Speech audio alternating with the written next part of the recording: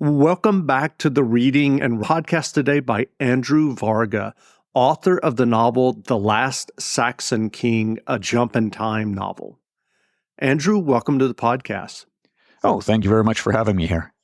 Absolutely. Well, if someone hasn't yet heard about your new novel, The Last Saxon King, how would you describe the novel? It's a young adult historical fiction where I take a modern day teenager and I throw him back into 1066 England. And the only way he can get back home is by fixing a glitch in time that threatens to alter history. Do you remember the original idea or impetus that led you to write The Last Saxon King? Oh, yeah. It happened about 12 years ago. I was driving home from Myrtle Beach with my family, and they're, of course, asleep in the car and not helping me do the drive at all. And I had already been working on a book at the time, and it wasn't going anywhere. So I was thinking, I really need to try something different. And my kids had been reading a lot of books, and they would always come up to me. They know I'm a history geek, and they would say, "Hey, Dad, try this book, try this book." And I would read it, and the history in those young adult and middle grade books just wasn't great. The stories were entertaining, but the actual accuracy of the history was not the best. And I really, really love history. And so I started thinking, if this is what's out there, maybe there's a market for actual history books in the young adult, middle grade audience that show real history. And then as I'm driving along, it's quite a long drive from Myrtle Beach to where I live, I started kind of fleshing out the idea, and I thought, if I made it time travel, then I could have a modern-day teen have all this kind of culture shock as he arrives in this past time, and it would be more relatable to modern readers as well. And by making it time travel, I could make it a series and pick different snippets in time that I thought were really interesting. So that's kind of the origin of where this book originally started from. I ended up deciding on 1066 as the first time, just because it is a really, it's a major turning point in English history. If 1066 didn't happen, we'd all be speaking a completely different language. Well, we'd be speaking a variation of Old English right now, and we'd probably sound more like Icelanders. Not to mention that it changed kind of English politics. It got them heavily involved in France, and there was the 100 Years' War that kind of was an extension of all that. So it was such a great point in history that affected every English-speaking person that I thought, hey, this would be a great place to start a series. What was your writing journey from that initial idea? I think you said 12 years ago. What was your writing journey that led you to writing and finally getting this novel published?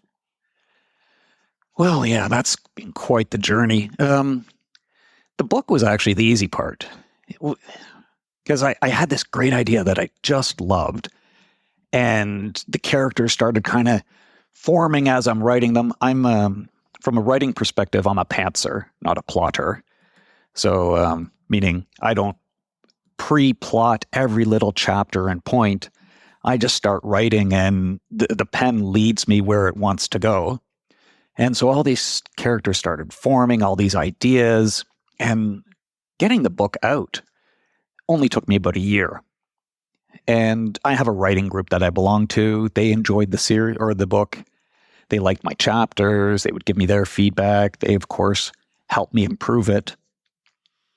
But what ended up from there is the really, really long slog of getting it published. As a new author with no credentials behind me, finding an agent was difficult. And it was my first book that I actually seriously tried to get out there. So, of course, there was a lot of stuff that still needed to be fixed. It needed a lot of editing and re-editing. So the hardest part was actually getting it from let's call it my third draft. I did my first draft, had my writers group fix it up for me, did a few extra drafts, and then taking it from there and just keep fixing it, tweaking it until it actually got to the point where someone would accept it. The thing is, I wasn't doing it actively. I wasn't diligent. I was more kind of a send a few queries out, get rejected, kind of get heartbroken, then leave that alone for a while and continue writing the rest of the series. Like I enjoyed the writing process and writing the series so much that I thought, okay, I'll just kind of trickle the queries out here and there. And if, I don't get it accepted or traditionally published by the time I actually finish the series, I'll just end up doing it myself. But I ended up getting finally an agent and I got a publisher. So I don't have to go that route. And so can you tell us a little bit about, as you described it, that, once you were done with, I think you said your third draft, and then you were continuing to tweak it and fix things. What were some of the things that you were adjusting or honing? Can you tell us a little bit about that? Well, as I said, I continued writing, and I have been part of this writers group for maybe even 2 decades now. And the type of critiques we provide each other have been getting better as we all learn to improve our writing skills. So if I'm working on book 3 or 4, and they're giving me critiques about, hey, maybe you should do this, maybe you should try this, maybe you should add more tension, and the feedback they provide that might be for a particular chapter of book 4 also is applicable to all chapters previous to that chapter of book 4. And it applies to all books as well. So if they're saying, you know what, you might want to layer a bit more character emotion in here, or have a few more physical sensation, or maybe describe the environment a bit more, so that we can sense it better. So all of these little bits of feedback that might have just applied to one chapter are valid everywhere. And so I'd go back and find, oh, you know what? This particular chapter in book 1 is kind of weak here. Or this character, his motivations aren't as strong as I'd hope. So it's that sort of thing that I'd go back and tweak. Just basically taking the skeleton and fleshing it out better, making it more robust. Are you working on a new novel now? So let's see. I'm doing edits for book 3 because that's coming out in 2024. I got my editor sent me back her feedback, and I'm looking at that and doing some edits there. And I'm working on book 7 as well. Because 4, 5, and 6 are already done-ish. Again, that's a very... Right. Yeah. I'll always go back, and as I learn more, everybody can learn. You never stop learning how to improve. And if this is not too much of a spoiler, are you exploring other time periods besides 1066 in some of the other books? It's no secret the time periods that I go through. The first book is Anglo-Saxon England in 1066. The second book, which is out in September, is called The Celtic Deception. And it happens during the Roman destruction of the Druids on the island of Anglesey in Wales, and that's roughly 60 of the Common Era. And then I actually leave England and Wales entirely, and book 3, which is coming out in 2024, is called The Mongol Ascension, and it deals with the Mongols, of course. Book 4 is The Spartan Sacrifice, which deals with the Battle of Thermopylae, where the Spartans and their Greek allies did their heroic but ill-fated stand against the Persian army. Book 5 is The Orleans Ordeal, and it deals with the raising of the siege of Orleans by Joan of Arc. And book 6, Roman Betrayal, is in ancient Rome during the time of Domitian, which is around 88 of the Common Era. And then the last one I had to do a complete pivot on. I was starting to write about Norway during 1115, around there, and I just couldn't get any traction on the story. So I completely pivoted it back to my original idea, which I had first investigated, jumped to Norway, now I'm going back to the original idea, and that's during the Fourth Crusade.